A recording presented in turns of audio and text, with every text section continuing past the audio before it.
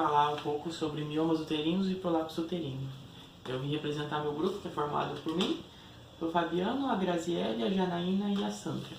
Então vamos lá, vamos começar. A primeira coisa que vamos falar vai ser sobre o conceito.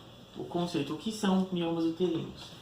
Eles são tumores musculares benignos, ou seja, ele é um tipo de câncer, mas eles também podem ser chamados de leiomiomas, fibromas ou fibromiomas. Os miomas surgem no miométrio, que é a parede uterina. Eles provavelmente em decorrência de alguma alteração celular ou até de uma predisposição genética, que pode vir dos pais e etc. Eles são mais também, além da histórico familiar como uma predisposição para ter, também é por etnia e nuliparidade, que seria mulheres que não têm filhos. Esses fatores contribuem para o aparecimento dos miomas. Os estímulos hormonais estrogênio e progesterona, eles são responsáveis pelo aumento dos miomas, ou seja, após o período da menopausa, as mulheres tendem a diminuir o aparecimento dos miomas, porque como não tem o progesterona e o estrogênio agindo no organismo, não vai ter os miomas. Não quer dizer que não vai ter, mas diminui os sintomas e a chance de ter. Agora vai ser os sinais e os sintomas. Geralmente, os miomas eles não apresentam nenhum sintoma. Cerca de 70 a 80% das mulheres que têm não sentem nada. O sintoma mais comum, quando aparece, é o sangramento vaginal excessivo, principalmente durante a menstruação, em geral junto com a saída dos coágulos. No entanto, esse sangramento também pode ocorrer fora do período de menstruação. E se for um sangramento muito excessivo, pode causar outro tipo de coisa, por exemplo, como anemia. Os miomas, que crescem muito, eles podem levar a algumas sensações, como a sensação de peso embaixo do ventre, o aumento da frequência urinária, devido à compressão na bexiga, a constipação do intestino, e que seria devido à compressão do intestino. Quando os miomas eles extrapolam os limites da pelve, eles podem causar um aumento do volume abdominal. Os miomas eles também podem causar cólicas durante a menstruação ou até mesmo fora dela. Além disso, os miomas podem causar dor lombar e também dor durante o ato sexual. Gravidez e miomas. Os miomas eles podem não só causar dificuldade para engravidar, como também dificuldade na manutenção da gravidez. Eles causam infertilidade principalmente quando eles estão localizados na cavidade uterina, que seria os miomas submucosos, que é um tipo de mioma que já vou mostrar daqui a pouco os tipos deles, que são vários. Daí tem também os miomas intramurais e transmurais, que eles só causam infertilidade por conta da sua localização e do seu volume. Então, ele é independente do tipo e como ele é. Então, não vai causar necessariamente a infertilidade. Vamos lá. O diagnóstico. Como é feito o diagnóstico? Normalmente, ele é feito por uma ultrassonografia. Então, uma ultrassonografia já é o suficiente para o diagnóstico dos miomas. No entanto, quando pretendemos realizar um tratamento mais conservador, que seria normalmente sem a retirada do útero, realizamos rotina de exames em videoestereoscopia e ressonância magnética da pelve. Em geral, são exames solicitados quando pretendemos realizar um tratamento conservador, né? Ou seja, não tem a retirada do útero.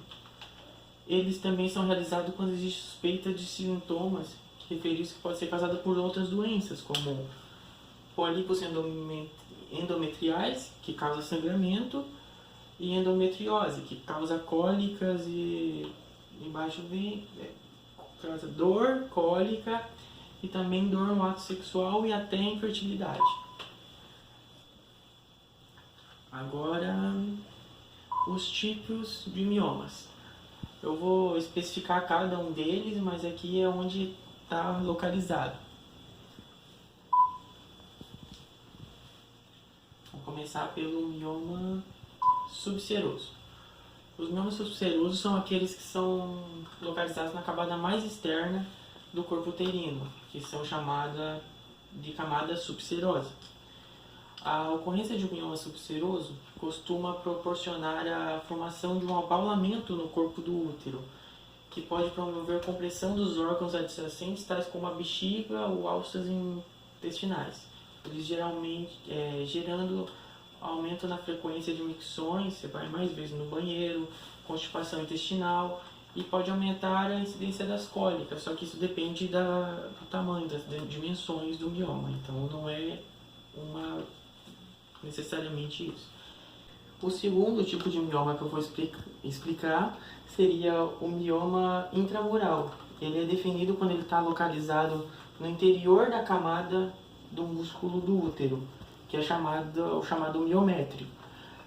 A ocorrência desse mioma favorece o aumento do sangramento vaginal e das cólicas abdominais. Então, devido à localização, ele pode promover distorções uterinas. E dependendo do seu tamanho, ele pode até mesmo gerar um abaulamento no endométrio. E ele aumenta muito o risco de infertilidade e de abortamento. O terceiro tipo de mioma que eu vou falar é o mioma submucoso. Os miomas submucosos são aqueles que estão localizados na camada mais interna do útero, que é o chamado endométrio. O surgimento do mioma submucoso está correlacionado com um aumento considerável do fluxo e da duração da menstruação. Ele é conhecido como o tipo de fibroma uterino que mais provoca hemorragia devido à íntima relação que ele tem com o endométrio. Por isso, o mioma submucoso é o tipo que mais interfere no potencial fértil da paciente, levando em alguns casos à infertilidade e em alguns casos até um maior risco de abortamento do que os outros. O tipo de mioma que eu vou falar vai ser o mioma pendiculado. Os miomas pendiculados, eles se conectam às paredes uterinas através de fios, um cordão fino, e ele é chamado de pedículo. Ele pode surgir tanto no lado de dentro quanto do lado de fora do útero. Quando ele está do lado de dentro, ele é classificado como intracavitário. E quando ele é grande e está do lado de dentro, ele pode dificultar na gravidez. E no lado de fora, um mioma pediculado grande, ele pode fazer uma pressão entre os órgãos, como a bexiga, por exemplo. Agora, o tratamento medicamentoso para os miomas. Tem várias maneiras, mas vou citar algumas. Anticoncepcionais, por exemplo. Eles têm anticoncepcionais combinados com baixa dosagem de estrogênio e progesterona e contínuos que têm uma indicação mais precisa. Eles são usados em mulheres portadoras de miomas assintomáticos sem contraindicações ao uso desses medicamentos. Ou seja, eles fazem anticoncepcionais com menos estrogênio e menos progesterona porque esses hormônios eles ajudam no surgimento dos miomas. Os análogos do GnRH, eles têm a função de bloquear a produção de hormônios ovarianos. Com isso, ele ocorre um estado hormonal semelhante da menopausa, onde prevalece o hipoestrogenismo, e esse hipoestrogenismo causa a amenorreia, que seria a ausência da menstruação. A redução volumétrica dos miomas eles levam a uma melhora significativa dos sintomas, principalmente o hemorrágico. Essa droga ela apresenta diversos efeitos colaterais, dentre elas a osteoporose, principalmente quando utilizada no período superior a 6 meses. Algumas indicações para esse tratamento medicamentoso são em pacientes que estejam prestes a menopausas e são oligossintomáticos, que seriam pacientes que possuem poucos sintomas. Em pacientes que por algum motivo possuem uma contraindicação momentânea para a cirurgia, como preparos, cirurgias conservadoras de alta complexidade. Agora vai ser tratamento. Tratamento não medicamentoso agora, tratamento. A miomectomia uterina é o tratamento conservador dos miomas uterinos, mais antigo que existe. A miomectomia consiste na retirada cirúrgica dos miomas uterinos com a preservação do útero. Atualmente existem 4 maneiras da retirada cirúrgica dos miomas sem que ocorra a retirada do útero, que são laparostomia, miomectomia histeroscópia, miomectomia laparoscópica e a miomectomia robótica. E também existem a ablação dos miomas por radiofrequência, que no caso eles seriam um procedimento menos invasivo, que é realizado por via vaginal, ou seja, ele não tem cortes, não tem cicatrizes. A ablação por radiofrequência dos miomas tem duração de cerca de 30 minutos e é bem menor do que os procedimentos cirúrgicos, até mesmo menor do que na ebulição dos miomas. Por este motivo, a anestesia é aplicada apenas uma sedação e até 48 horas após esse procedimento a pessoa já pode retornar às suas atividades normalmente. Agora eu falo, esses são alguns tipos de imagens de miomas. Como pode ver, tem vários tipos, depende do tamanho, de como ele é e o que ele pode causar.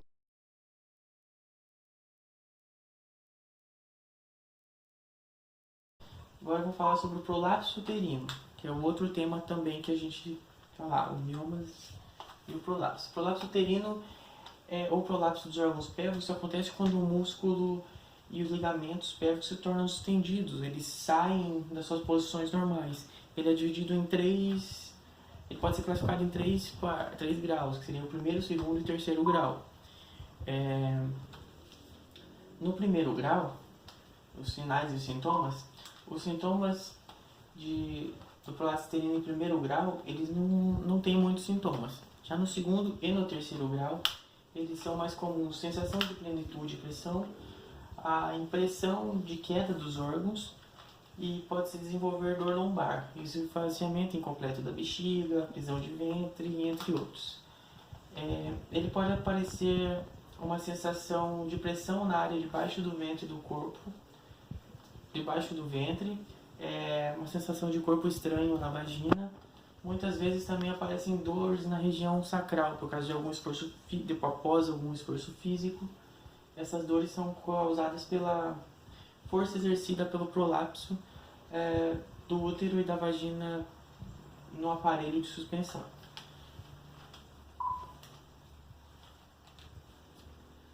Vamos lá. Assim seria prolapso uterino. Aqui é quando está com prolapso uterino e assim como deveria ser normal. Ele é bem visível, não tem muito como... É mais fácil o diagnóstico no caso. Como é o diagnóstico? Ele é feito pela queixa do paciente, ele se queixa bastante e o diagnóstico não necessita muito de imagens. Ele apenas um exame de palpação ou até observação com o espéculo para visualizar bem o assoalho pélvico e a posição dos órgãos genitais em repouso e com a pressão também. Muitas vezes é preciso fazer exames também para avaliar como está a bexiga e dos nervos da pelve, como o teste urodinâmico. Tem o objetivo de determinar a extensão do prolapso. Após confirmado o prolapso,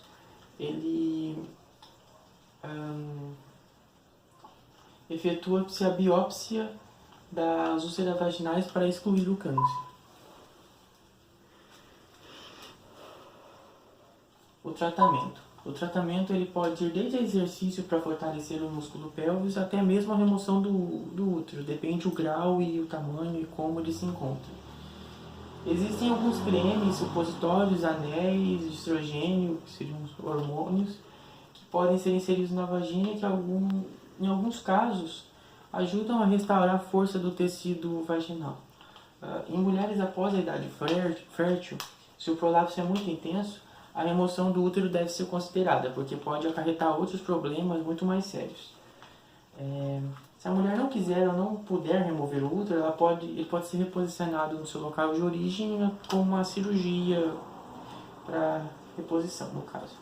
E o útero pode ser mantido dentro da vagina daí por um aparelho chamado pesário, que pode ser usado de forma temporária ou permanentemente.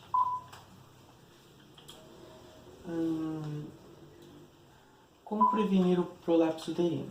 Algumas medidas que você pode tomar para ajudar na prevenção realização de exames, emagrecimento, realização de exercícios para fortalecer os músculos pélvicos, e com exercícios já emagrecimento, evitar constipação intestinal que leva ao aumento da pressão, evitar levantamento de peso e quando for ter o parto, escolher adequadamente, que ele seja adequadamente assistido por médicos e profissionais da área. E é isso. Muito obrigado pela atenção. Tchau.